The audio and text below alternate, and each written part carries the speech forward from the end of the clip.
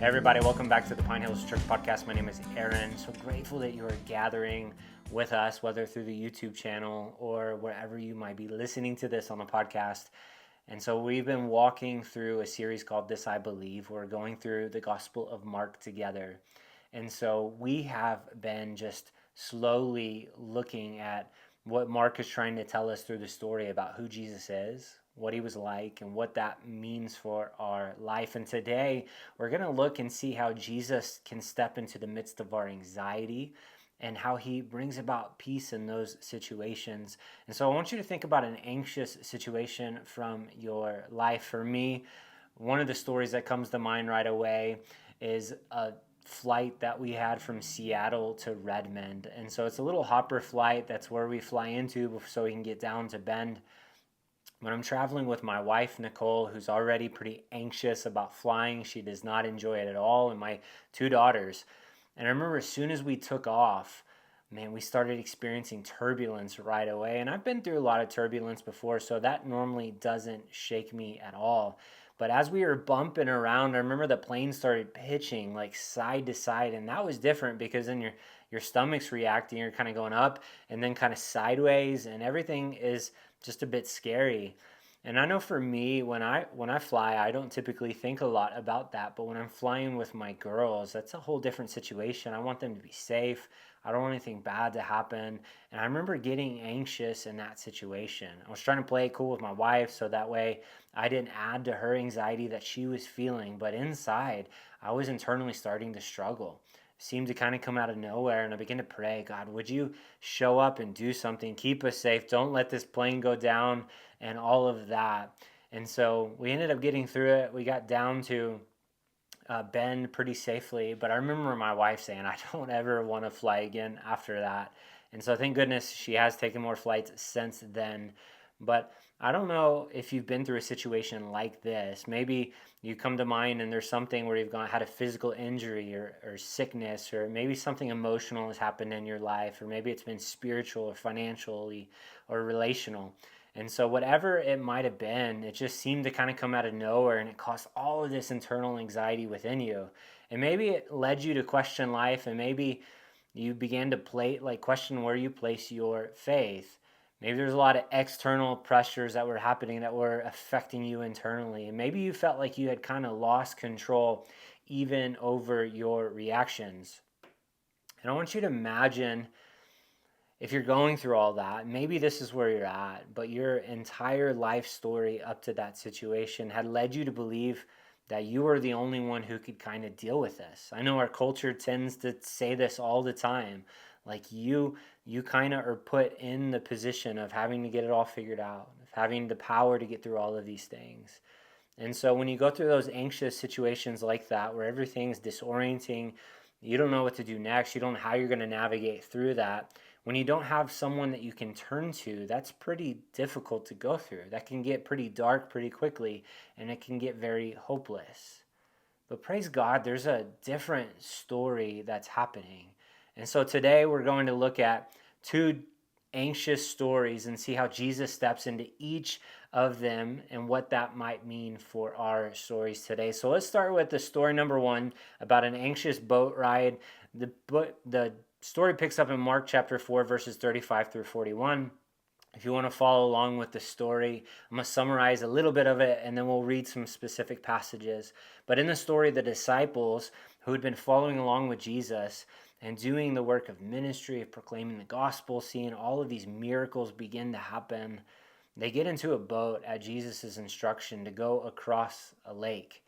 And Jesus, tired from the work of teaching, showing people the power of the kingdom through these miracles, goes to the back of the boat and he lays down, and he does what we all really want to do, is to take a nap. And sometime after he had began taking this nap, this mighty storm sweeps in, and these waves start rocking this boat. And these guys are fishermen.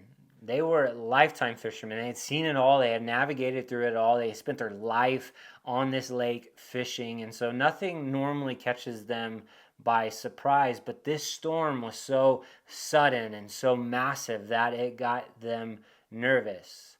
Picking it up in verse 38, it says, Jesus was sleeping at the back of the boat with his head on a cushion.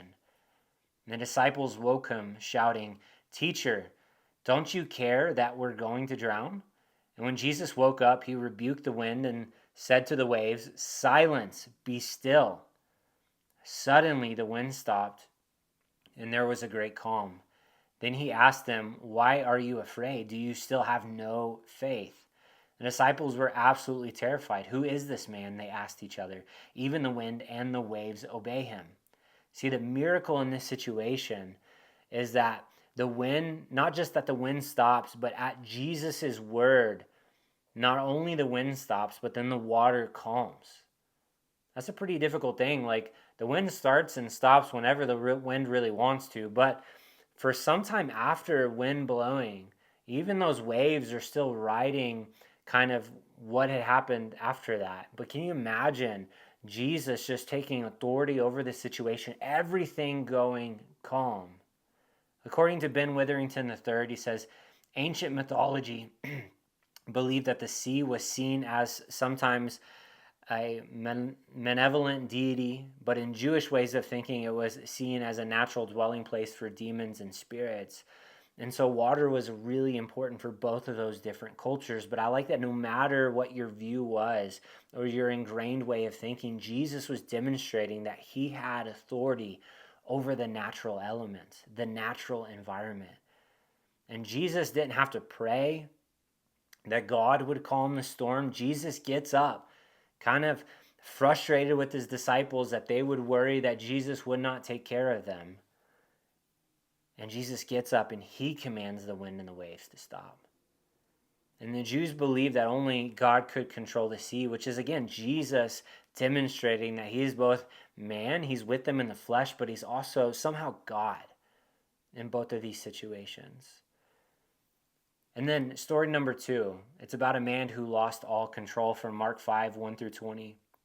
The story is that as soon as he calms the waves, they get across to the other side of the boat. Jesus and his disciples are safe, and they're getting into a region that was a pagan territory. It was thought to be evil and full of evil spirits. And upon landing on the shore, a man possessed by an evil spirit just so happened to be coming down from the burial tombs where he lived among the dead.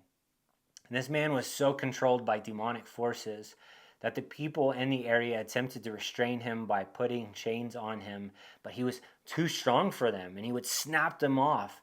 And he roamed about in the wilderness and in the hills, and he would howl, and he would cut himself with stones. So obviously someone who's not in the right state of mind, not someone that you want to be around, someone who's a bit terrifying and scary.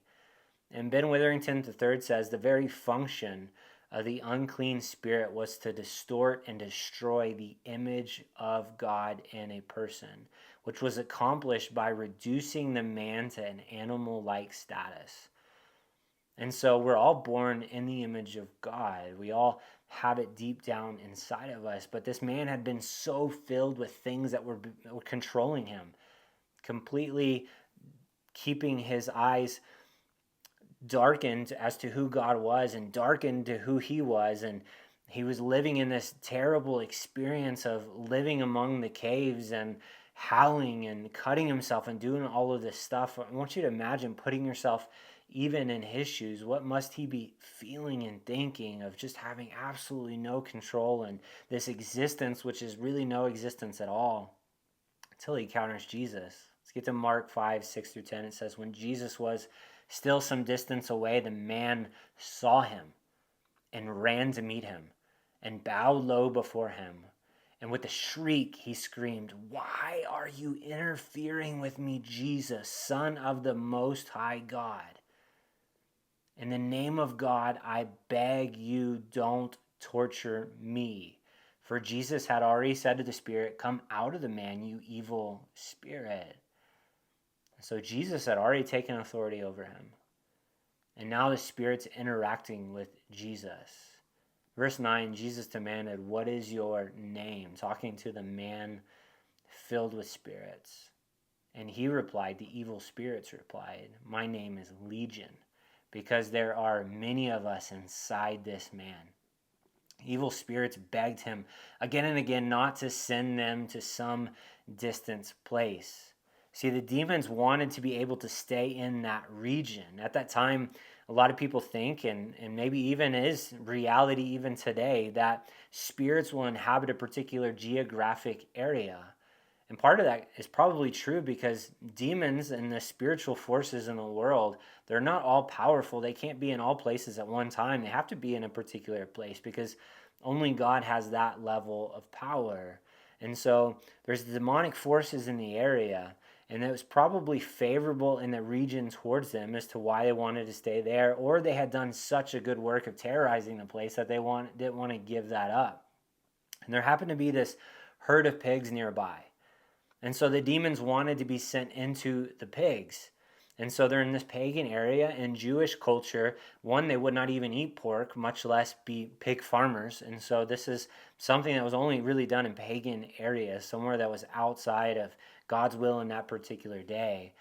And so in this area, they want to go into the pigs. They don't want to leave. They want to be able to do something else. And so Jesus grants that authority. And he says, okay, go ahead. And upon the evil spirits entering the herd of pigs, about 2,000 of them, what happened next was crazy. The entire herd of pigs plunged themselves into the lake and drowned. And so, pretty terrible story, yeah. Like, it's in the Bible and there's no getting around it, which is why I kind of like going through Mark verse by verse, because there's stuff that we just can't avoid. We need to have the conversation and talk about it. And so, what was offensive to us is still offensive even to them in their day. Mark 5:14-17 says, the herdsmen fled to the nearby town and the surrounding countryside, spreading the news as they ran about this pretty despicable, crazy, terrible thing that happened. And people rushed out to see what had happened, just like in any small town. Word gets out really quickly and everyone flocks to come see that thing. Verse 15, a crowd soon gathered around Jesus, and they saw the man who had been possessed by the legion of demons. He was sitting there fully clothed, perfectly sane, and they were all afraid. And those who had seen what had happened told the others about the demon-possessed man and the pigs. And the crowd began pleading with Jesus to go away and to leave them alone. Can you imagine? Jesus heals this man that's possessed by an evil spirit. All of these evil spirits. Imagine if there were just one of them, right? I think we can do a lot of work around legion and what legion means, and it's really just getting at there's a lot of evil spirits that has possessed this man. So many so that there's enough evil spirits to possess 2,000 pigs. This man was completely consumed. And yet, Jesus heals and he restores him. But the people are offended by the death of these pigs. They're offended by what had happened. And the story is offensive. We're probably offended reading it. And the people in the area are especially offended. So they're probably asking, man, who's to blame? Who's to blame for this situation? It's terrible. Who's to blame? They blame Jesus. It makes us ask a few questions, because why do we just so quickly jump to blaming Jesus? I think we do this all the time too. We need to think and we need to process. Who was terrorizing the area? It was the demons. Who possessed this man and controlled him and had him doing harmful things like cutting himself? It was the demons. Who wanted to enter the pigs? The demons. Now, who ultimately was responsible for killing the pigs? It wasn't Jesus. It was the demons. Now, the objection from some will be, well, Jesus probably knew what would have happened. He's the one who kind of gave permission for the demons to enter the pigs. So, yeah, you're right about that. But maybe there is a difference between knowing something is going to happen and being the source of that thing. And maybe, and this is just my thought as I've been thinking about and sitting in the story, maybe this is a messy and gross visualization of the work of demonic and dark spiritual forces that inhabit our world and work to bring death and destruction. See, they missed the miracle because of the offense. And they devalued the miracle of the man being free of a legion of demons because it affected their means of making money. And I wonder in our culture if we would be more offended by something that would cause us not to be able to make money instead of celebrating the miracles that Jesus does. I wonder if we do that even in our culture. And that's what happened in their culture. They didn't care so much about the man who was healed. Everyone knew of this person. Yet they're offended because Jesus affected the way that they were able to make money. So how do they respond? They ask Jesus to leave the area. They ask Jesus to leave the area. Jesus does this amazing thing of restoring this man, and yet they say, we want you to leave. We don't want you around here. Mark 5:18-20. As Jesus was getting into the boat, the man who had been demon-possessed begged to go with him, but Jesus said, no. Go home to your family and tell them everything the Lord has done for you and how merciful he has been. So the man started off to visit the 10 towns of the region and began to proclaim the great things Jesus had done for him. And everyone was amazed at what he told them. We don't necessarily know if they believed or they didn't believe, but they were amazed at the work of Jesus. And maybe there's more profound work of Jesus in that area later. But there's just this interesting thing that's happening in the story. So you have this man who's been filled up by demons, and then you have the crowd. And yet it's the man who wants to give his life to following after Jesus. And it's the crowd who's so offended that they just want Jesus to leave. And so I think we even see this reaction to Jesus because Jesus is going to have a reaction with all of us. We all have an internal reaction of how we respond to Jesus. We're either offended by him and want him to leave, or we open ourselves up and begin to become changed by Jesus.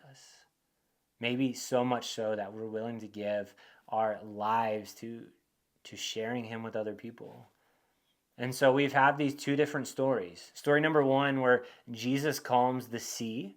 And story number 2 where Jesus heals a man filled with demons, restoring calm and peace in his life.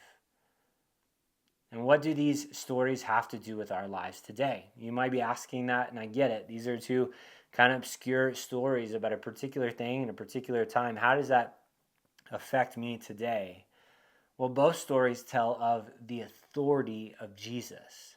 Remember, Mark is striving to tell us who Jesus is, what Jesus was like, and why that matters for our lives today. And maybe you aren't on a boat and the waves aren't crashing in and flooding the boat. But maybe you have some things that are going on around you that have made you anxious and made you question even the goodness of God. I think sometimes we picture God like humans. Humans have the capacity to be good for a while, but then they slide towards something bad. And maybe we project that understanding onto God.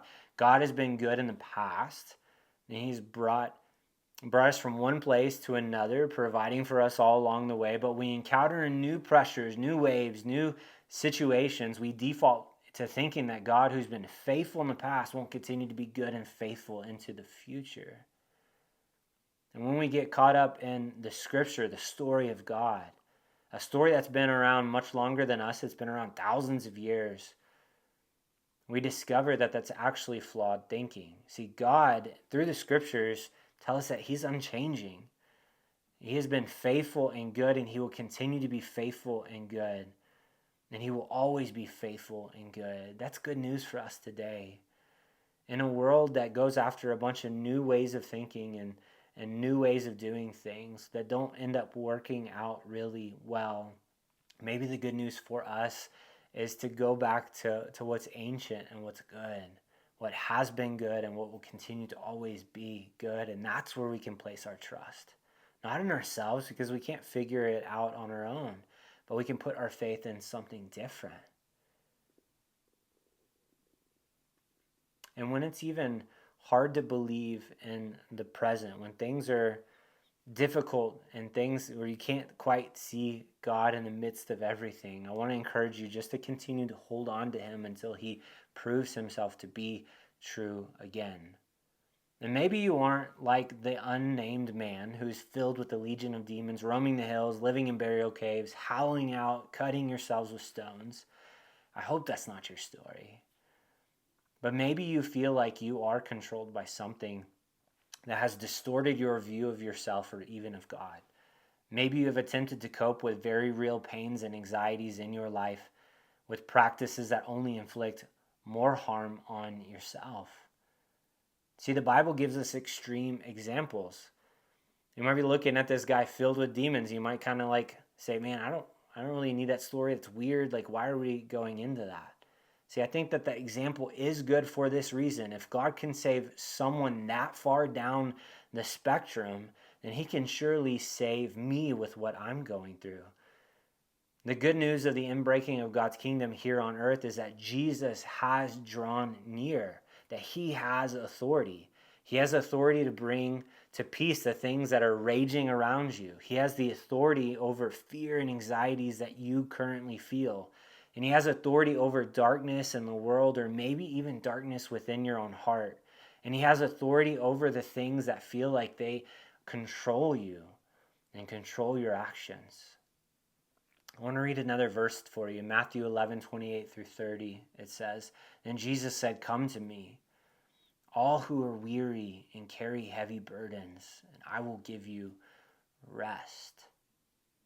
Take my yoke, or take my way of doing life upon you. Let me teach you, because I am humble and gentle at heart, and you will find rest for your souls. For my yoke is easy and my burden is light." Maybe that feels like such good news to you today. Let me read it one more time out of a paraphrased version called The Message. It says, "Are you tired? Are you worn out? Are you burned out on religion? Come to me. Get away with me and you'll recover your life. I'll show you how to take a real rest. Walk with me and work with me. Watch how I do it.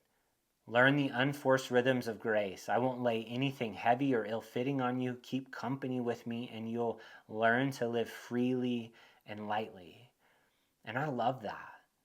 And so I don't know where you're at in your story. I don't know what's happening in your life.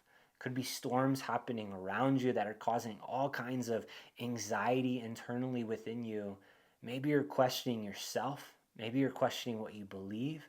Maybe you're questioning whether God's real or God's not real. Maybe you're questioning his goodness. Or maybe that you've given your life to try to cope with pains and difficulties and things, and you have seemingly lost control over different parts of your life. Or maybe the way you're reacting to situations feels like you don't have any control, and you feel like things are kind of hopeless, like you're never going to change, that things won't ever be different. I want to share with you the story of Jesus, that he's drawn near, and he's drawing near right now in this moment, that he has authority to calm all of these things and to bring about peace. And not only that, there's the invitation to follow after him. He says, "Come, take my way of doing things upon your life. Let me show you how to do it. Let me walk with you. Let me journey with you through what's good and what's bad. Let me help you to discover and practice your way into a new kind of living. Let me let you have freedom, and let me allow you to walk into freedom." That's the good news. And that's so much better than culture, where it says it's all about you, that you're the center of the world, that you have to have it all figured out, that you've got to have your own power and you've got to work through this all on your own. See, that's not good news. Why? Because I'm not powerful enough to get through different things. I'm not powerful enough to calm my anxiety. I'm not powerful enough to change things or to work through things or to even to continue to move forward at times. Like, I'm pretty helpless and I need something different. Maybe you need something different today, and maybe it's time for you to consider Jesus. Whatever you're thinking, whatever you're feeling, whatever you're going through, I want you to bring it to Jesus. I want you just to name it. Jesus, this thing that's going on in my life, it's hard and it's difficult. And I want you to bring it, to name it, and then to begin to receive from him. Because if we give something to Jesus, he's going to help us. He's going to help us to carry that thing and to walk through that thing with us, that we'll never be isolated or alone. And so when we bring it to Jesus, we then get to walk in his authority. And remember, he's the one who can calm the wind and the waves. He's the one who can cast out evil spirits. He's the one who can help us to have freedom over the things that are controlling us and hurting us and not leading us in the way that we should go. We can walk in his authority because the same authority God has given him, he then gives to those who follow after him. And then as we do that, he has a mission for us, just like this man who's possessed by evil spirits. God has a mission for him. God had sent him out to proclaim the goodness of God to everyone else in the town. And not only that, like in the midst of the crazy sea, Jesus had a mission for his disciples. Even though they questioned his goodness, he still said, hey, we're going to get to the other side of the lake. He's going to calm things, and he still has work for them to do. Isn't that a beautiful thing? Even when we question God, he still is with us and available to us. And he still has things for us to do. Even when we're possessed by things, or we feel like, man, we're oppressed by things, or things are a default way of trying to cope with our reality or cope with our problems, Jesus meets us in the midst of those things, and he gives us freedom. See, you don't have a mission when this stuff is just, how do I say this better? You don't have a mission just when you think you have everything figured out. You can be used by Jesus on mission, even with your very next step. What does that mean? Oftentimes when we feel like I'm going to come to Jesus, I'm going to begin to be changed, like you don't think that he's able to use you until you clean yourself up enough, or you get enough figured out, or you distance yourself enough from questioning God or being filled with things that aren't of God. But you know what? Your very next step, go to Jesus, walk in his authority, and then continue in the work that he's going to give you in your very next step. And so with that, I just want to focus on a few prayer things for us today. And so wherever you're at, if you could take some time just to settle your heart, to settle your mind. And I just want to invite the Holy Spirit in. Jesus, would you come? You promised to be with us and be close to us. Would you come and would you settle the storms that are around us? I just want you to take a moment and name that storm that feels chaotic and crazy and terrifying. Name what that is right now. Jesus, come help us with that. What are you fearing? And what doubts maybe do you have? How are you doubting the goodness of God? I just want you to name that.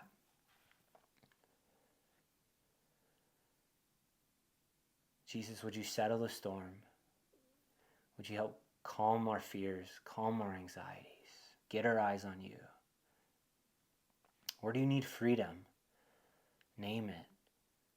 Maybe it's freedom over anxiety. Maybe it's finding new patterns for anxiety. Maybe it's freedom of anger, jealousy, freedom of defaulting to patterns that are actually killing you and not bringing you life. Where do you need freedom? Jesus has the authority to bring freedom. Name it, ask for his help. And maybe you need to pray for someone you know, where they feel like they need peace for the things that are around them or peace within them. Why don't you name them before God? Say, God, would you help this person? They're going through this. They're walking through that. Here's how they're reacting. Here's what they're going through. Would you come and would you love on them in such a specific way that they know that you're good and with them and that you're true? Okay. Well, that's what I have for you. I hope that these stories were meaningful for you. I want you to continue to go back to them, read the end of Mark 4, beginning of chapter 5, and just let this stuff resonate and to sit with you as you continue to have conversations with God.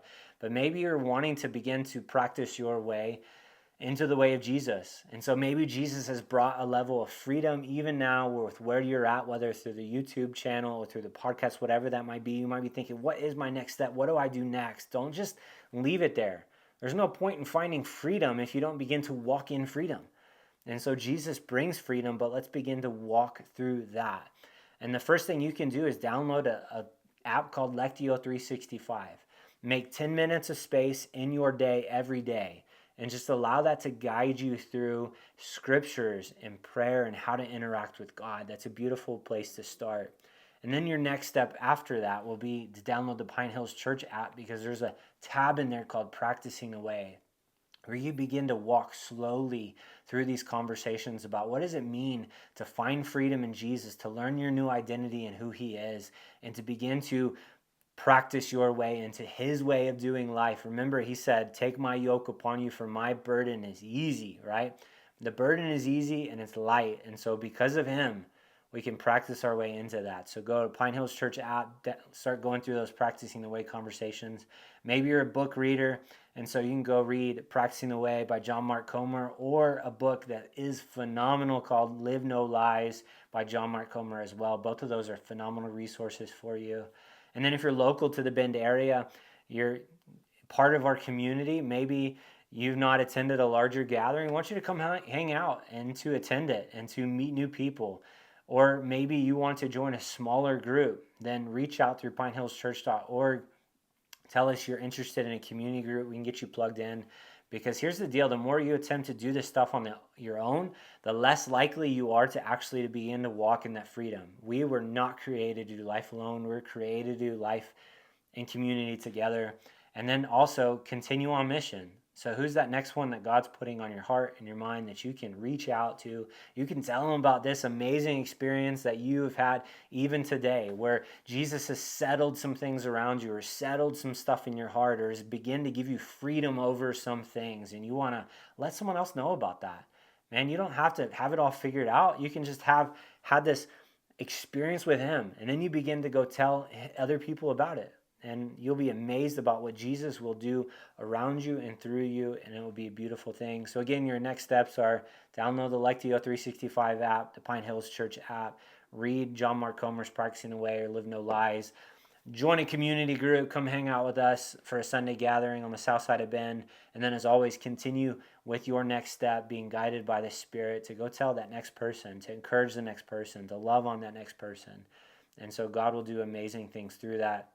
Well, I hope you found value in this conversation today. If you did, share this with someone that you think might be helpful for, and they might find value in for their walk as well. And we just want you to know that we appreciate you, we care about you. If you need any more information about our community, go to pinehillschurch.org. You can begin a conversation through there as well. And so we hope to see you in the next episode. Have a great day. Bye.